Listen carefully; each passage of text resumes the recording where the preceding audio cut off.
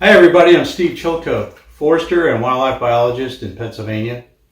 Today I want to go over a food plot mix for fall that I put together for this year.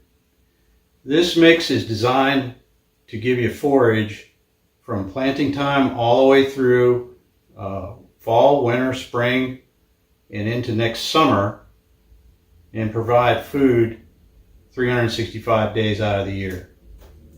So here we go. Let's start with crimson clover. I've got 3 clovers in this mix. One is crimson clover. It's a great cover crop seed for building up nitrogen in your soil.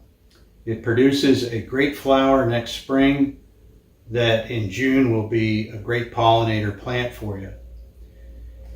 Now, red clover is a more later maturing plant, so it'll go to seed and flower a little bit later than crimson, and it'll come on strong during those hot, dry June months, while the crimson clover will start to become less palatable. Red clover will take over from there.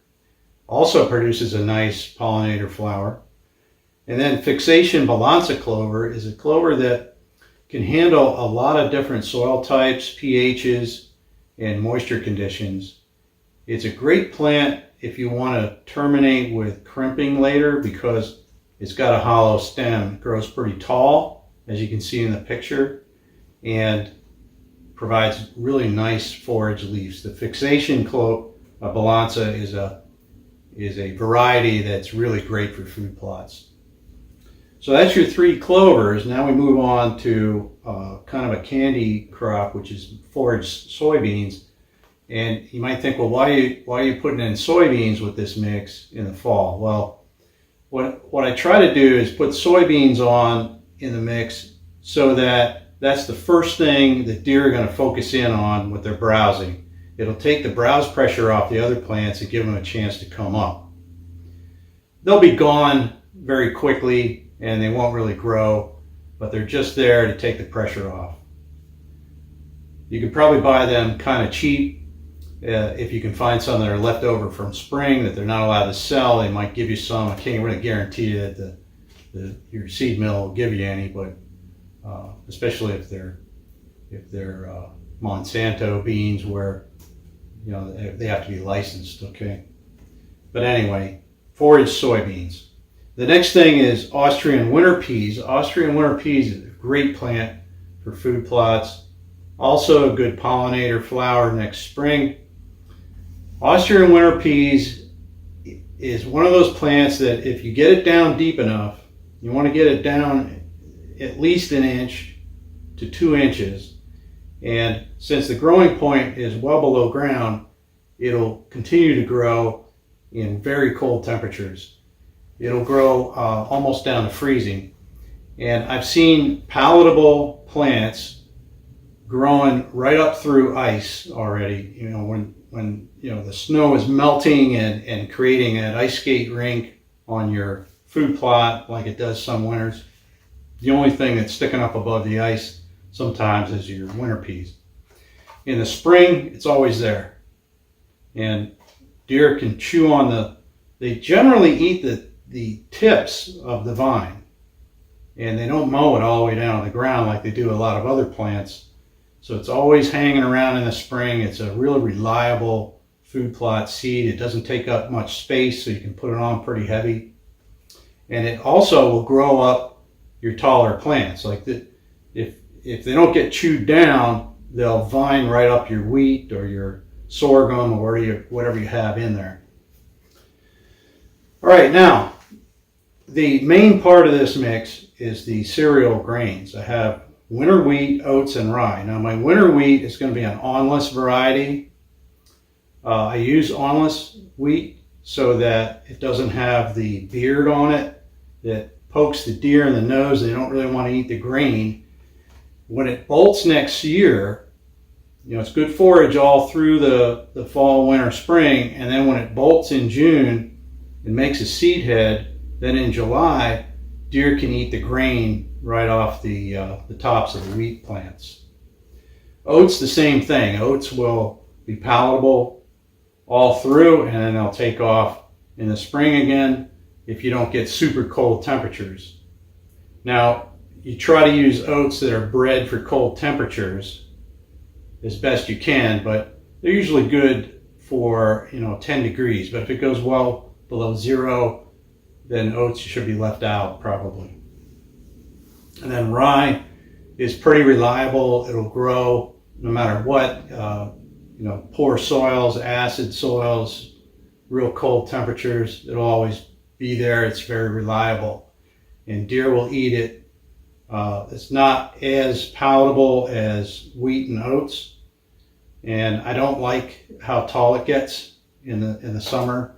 But usually the deer in my food plots will have everything so chewed down and pressured that it doesn't really get crowded the following year. I have a picture down below that shows awnless winter wheat next to regular winter wheat, and you'll see that you can see the difference where the deer ate all the seed heads off the one strip and they didn't touch the regular winter wheat. So that shows you the contrast of the preference.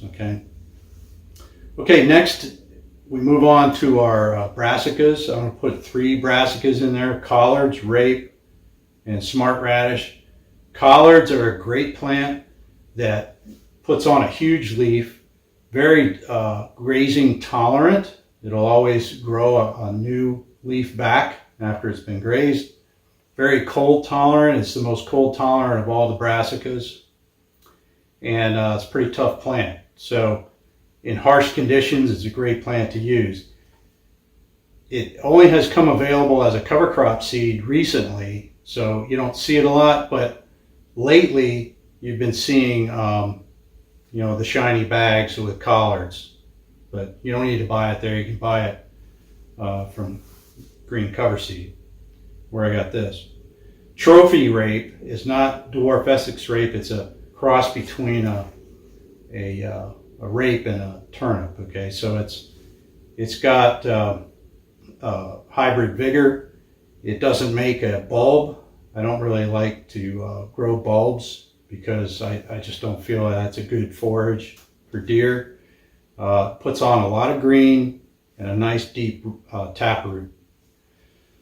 Smart radish. Smart radish is a radish that has been bred in New Zealand to put down a nice carrot and put lateral roots out and mine a lot of nutrients and get down and break up soil compaction if you have it. If you've been working on a food plot with a bulldozer and you've got the ground all compacted down, or you're doing a log landing, these are great plants for breaking up that compaction layer, getting the soil loosened up, and mining nutrients and getting them up to the surface. Okay, so that's the bulk of it. That covers everything except for my favorite plant, which is chicory. Chicory is also a plant that will put a nice big 2-foot carrot down into the soil, pull nutrients and moisture up. It doesn't care about drought.